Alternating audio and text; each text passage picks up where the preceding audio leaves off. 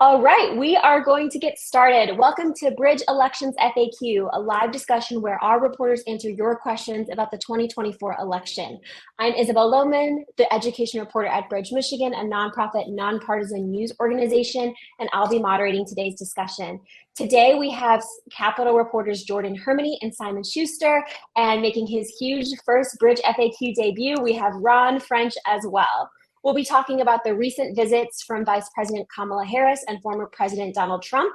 We'll also have an update on the Gotion project, and we'll also talk about Ron's recent reporting on U.S. Senate candidate Mike Rogers, his history with opioid policy, and what we can learn from it. We've gotten a lot of questions from you all in the last few days, and we're really excited to answer those. If you have more questions, you can drop them in the chat and we will get to them later in this discussion. If you miss part of this event, you can always go back to our website, bridgemi.com, where we'll have the full recap. Simon, I know you had some fun this weekend, but you also covered the Harris visit yesterday and Trump's visit last week. What should readers know about these visits? Yeah, well, I mean, I think the major takeaway from this is probably somewhat obvious, which is that Michigan is a hugely important state in this upcoming election. The fact that we had, between the president and vice presidential candidates, 4 visits over the last 7 days is really significant. Now, the things that they talked about in the subjects of these visits were pretty different. When you look at the Republican visits, Trump addressed a National Guard conference. He spoke about, he came also to Potterville then and talked about electric vehicles, as did vice presidential candidate J.D. Vance when he visited Big Rapids. And so while they sort of centered on electric vehicles, the Democrats, when Kamala Harris came to visit during Labor Day and addressed a crowd of union workers, they were talking about protecting workers, support for labor unions more broadly. And so there's sort of an asymmetry here. But of course, Republicans are interested in peeling away union votes from Kamala Harris and trying to bring more union voters over to the Republican side. And they're obviously showing up more because they really are targeting this state. But I think it remains to be seen, how confident Kamala Harris's campaign is and whether we're going to see more from her, because so far, Republicans are here more often. I think it's also important to acknowledge that Bridge has been going to each of these events and we've been fact checking what the candidates say in their speeches. So if you have questions about what the candidates are saying and if they are true, you can go to our website, bridgemi.com, and it has all of that information. Ron, you did some really interesting reporting last week about Republican Senate candidate Mike Rogers.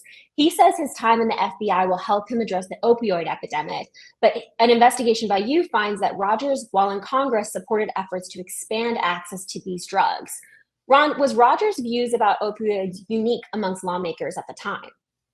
Sure, thank you for that question. The 2000s, when Mike Rogers was in Congress, was just an incredibly critical moment in what we now call the opioid crisis. It was a time when opioid prescriptions were increasing, and so were addictions and deaths, and something we're still battling today. The reason we did this story is because when looking back through the records, we found that Mike Rogers was a leading advocate for expansion of opioid prescriptions. Now, was he alone? He was not. And that's important context to have. At that time in the 2000s, we didn't know as much as we do now about opioid addiction and what these pills would do to you. And there was bipartisan members of Congress who supported the same sort of things he did as far as pain. And frankly, those efforts did make access to pain medications more prevalent for people who needed them. Unfortunately, the downside of that is it also made them available for people who became addicted, and some of them actually died. Yeah, that's an unfortunate reality of what we saw. You also looked into the drug companies' campaign contributions into Rogers' previous campaigns. What did you find? Right. Well, as we said, he wasn't alone, but he was considered a champion for the pharmaceutical industry at the time. For example, Rogers received $226,000 in donations from companies, the same companies that are now paying billions of dollars to states, including Michigan, for their role in expanding the opioid crisis. He received $162,000 from 7 opioid distributors that supplied 83% of prescription opioids to Michigan during about a 13-year period. So it's hard to deny that Congressman Rogers was definitely involved in some ways, both positive and negatively, in the opioid crisis. And Ron, I've lost count of how many different stories you've written on opioids this year. What can readers expect next from you when it comes to opioid coverage? Yeah, we've written myself and my colleague Robin Erb have written over 36 opioid stories this year, mainly focusing on this huge amount of money that's coming in through the opioid settlement funds. We're getting $1.6 billion coming in, and there's unfortunately not much accountability and very little transparency in how that money's being spent. So what's coming out next, Isabel, is something I think will be valuable for the public. We took it upon ourselves because the state isn't tracking this money. We spent 3 months talking to communities around the state, tracking how they're spending their money, and that report should be coming out later this week. Thanks for that. And we also had a reader question over the weekend. Elissa Slotkin is running against Mike Rogers in the Senate race. Did Slotkin play any sort of role in the opioid epidemic and or the policies around it? No, not to our knowledge. She was in Congress just recently, and so the policies that impacted the opioid epidemic were really put in place. Either the actions or the inactions were taken during the 2000s and early 2010s before Slotkin came to Congress. Thanks for that. Yeah, she just took office in 2019, so I'm sure we'll be learning more with time. We have other reader questions in here. One question a reader had is they had reservations about voting absentee because their party is not the majority party in their community. Simon, what safety mechanisms are in place to ensure that ballots are secure? Yeah, there's sort of a chain of custody that takes place when someone votes absentee. First of all, before you drop off your ballot, you place it in a secrecy sleeve so that it can be readily viewed, and that sleeve is signed. When you then take and drop off your ballot, your clerk receives that either from a ballot drop box or through the mail, and they can't open the sleeve or they can't look at the ballot until at the earliest 5 days before Election Day. Then they're allowed, thanks to a 2022 ballot proposal, to have up to 5 days of pre-processing, which means that they can take the ballot out of the sleeve, lay it flat, but they can't feed it into the tabulator. And when that happens on Election Day, when those ballots are being fed into the tabulator and begin to be counted, that often happens in larger communities at an absentee vote processing center, a counting board. And there's both election inspectors and partisan challengers that represent both parties, provided your political party has submitted some challengers to be present. And there people are essentially there to monitor the process and ensure that nothing untoward is happening. And so there are checks throughout the process and independent individuals who are sort of looking for anything that might be untoward. Thanks for that, Simon. We also had a reader who wanted to know about people who come to the country illegally. They want to know if those folks are able to get driver's licenses and if they can then use those licenses to vote. The simple fact is no, that they cannot. Michigan law doesn't allow people who are not in the country legally to either receive a driver's license or a state ID. Although there has been movements to try to get allowing undocumented immigrants to receive driver's licenses, that hasn't been moved through the legislature or really been taken up in any sense. You can also register to vote online, but again, that requires a social security number. And if you're not a documented immigrant who's in the country legally, you're not able to get one of those, and so you're not able to legally register to vote. Thanks for that. RFK Jr. is out of the race, but he will stay on the Michigan ballot. We've had several reader questions about this. But when Joe Biden dropped out, Harris's name got added to the ballot. Why? Yeah, I can take that question.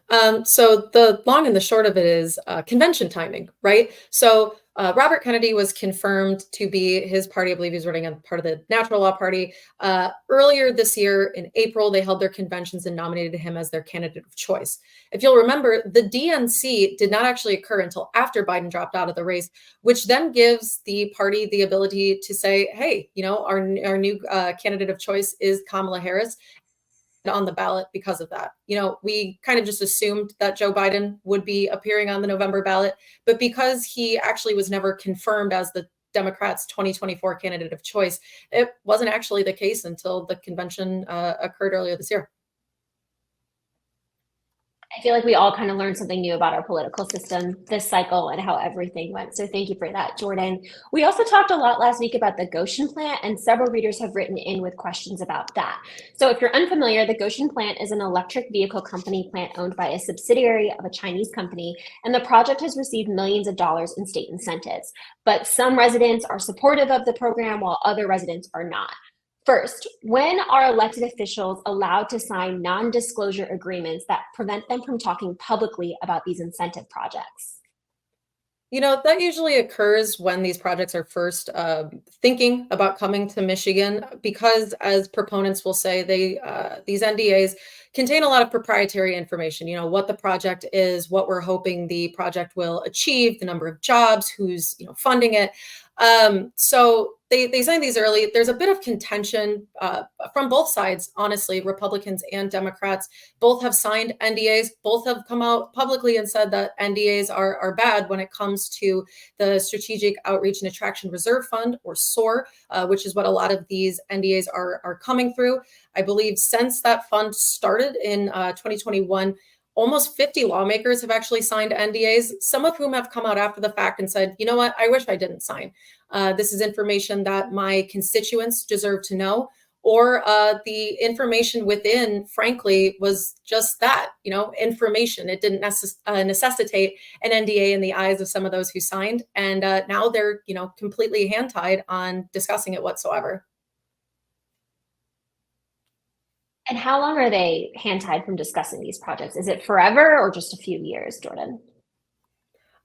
You know, I guess it really does depend on the NDA. So it's usually about 5 years, give or take. So after that, they are capable of talking about the NDA or whenever the term of their NDA expires. But usually after that fact, the goal is to either already have that project in place, you know, cited and we're aware of what's going on, or, you know, the project has crumpled and moved on, which we have seen in Michigan. There was plans for I believe it was a copper mine up in the UP that, or a copper industry up in the UP that, you know, the deal kind of just collapsed and it never came to fruition. Another question mentioned the idea that there's rare minerals used to make these batteries. If Michigan were to halt production of electrical vehicles, could the Gotion plant be stopped at this point? So right now, the Gotion is actually moving full speed ahead.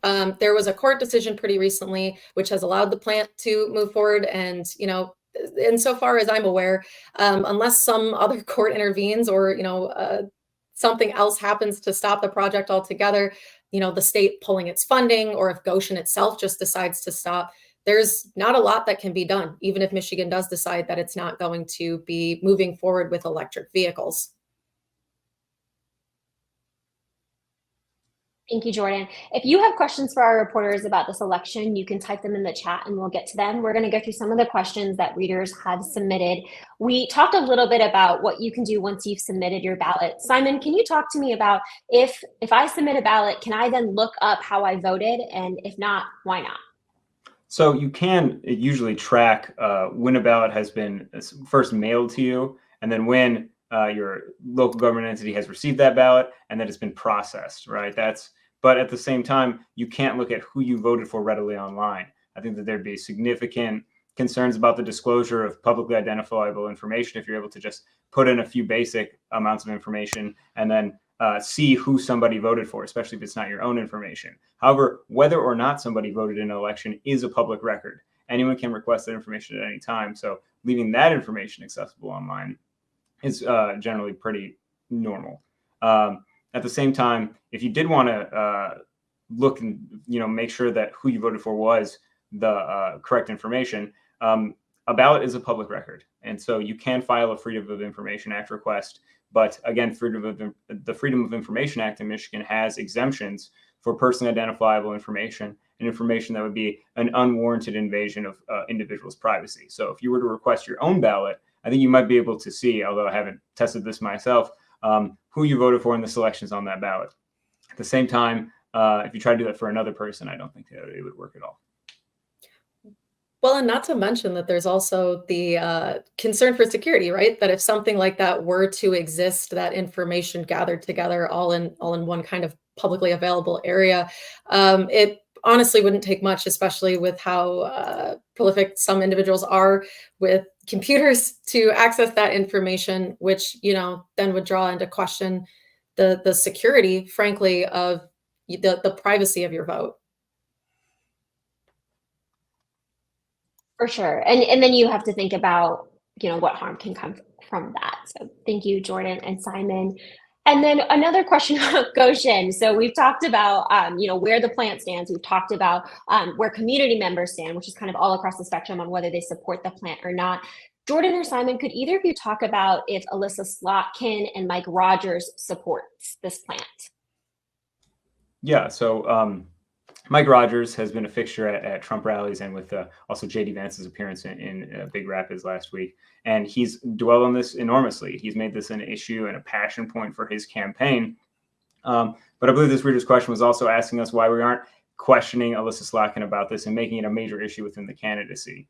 And the fact of the matter is that candidates and campaigns seek public office based upon narratives. Each of them tries to craft a narrative that they want to base their campaign around, right? And so we have a journalistic responsibility not to sort of kowtow to either candidate's narrative, but instead, do independent coverage that doesn't rely on sort of the talking points and issues that they want to make the individual election about. So while we're going to report on the issues that candidates are emphasizing, we also have to be able to create that balance and ensure that we're not kowtowing to one side. And also, of course, Gotion was not in her district, but of course, it wasn't in Mike Rogers either. Thank you for that. And you mentioned fact checking. Simon, could you talk just a little bit about how Bridge goes about fact checking candidates' claims?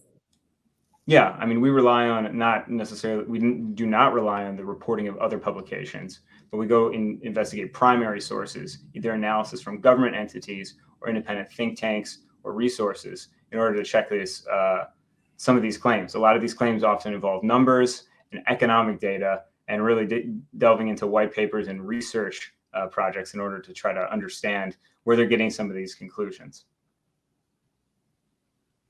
Thank you. And we're just going to continue to fact check. When candidates visit, we have a reporter at these events, and we think it's really important to make sure that whatever a candidate is saying, if we're going to tell you they're saying that we're able to share whether that is true, untrue, or it's somewhere in the middle.